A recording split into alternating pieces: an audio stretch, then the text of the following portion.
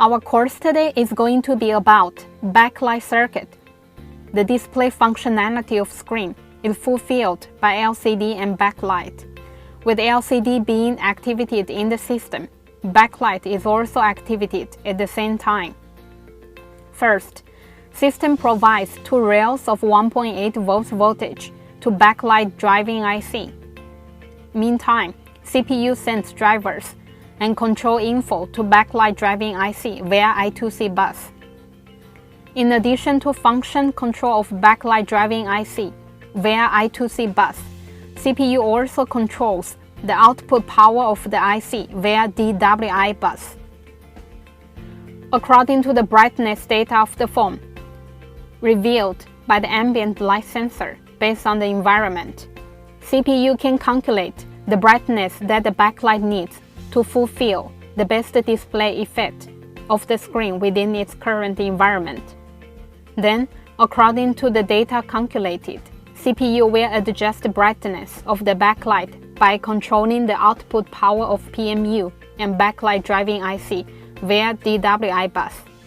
Once the backlight driving IC is activated, it will form a boost circuit with L1503, D1501, C1505, C1530, and C1531.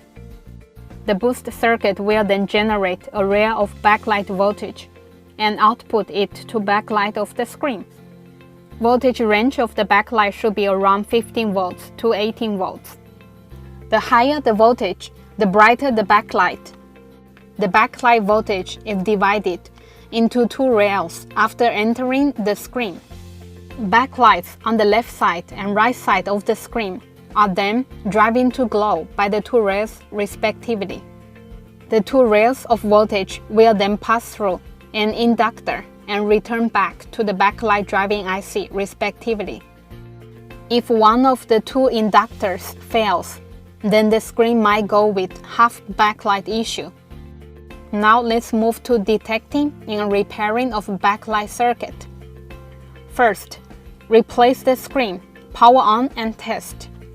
Confirm whether abnormal backlight is caused by screen fault. Then, run cosmetic inspection of the logic board and check whether backlight circuit relevant area is normal.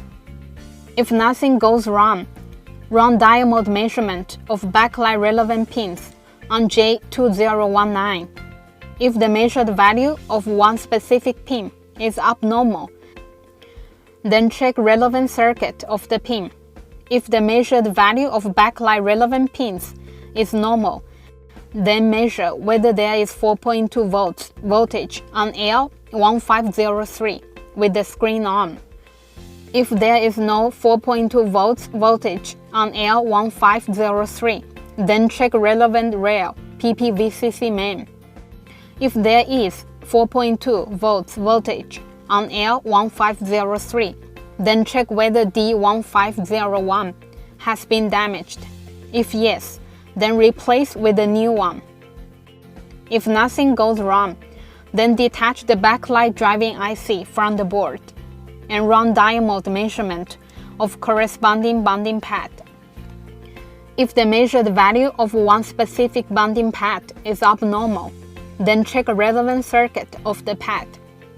If the measured value of all bonding pads is normal, then replace the backlight driving IC. Common fault components of the backlight circuit. Damage of U1502 can result in no backlight and stuck on Apple logo issue. Damage of L1503 can result in no backlight of the phone. Damage of D1501 can result in no backlight of the phone. Damage of FL2024 can result in no backlight of the phone. Damage of C1505, C1530, and C1531 can result in no backlight of the phone. Damage of FL2025 and FL2026 can result in half backlight and no backlight of the phone. Damage of J2019 can result in no display, no backlight, and abnormal display of the phone. And this is our detailed explanation of how iPhone 6 backlight circuit works.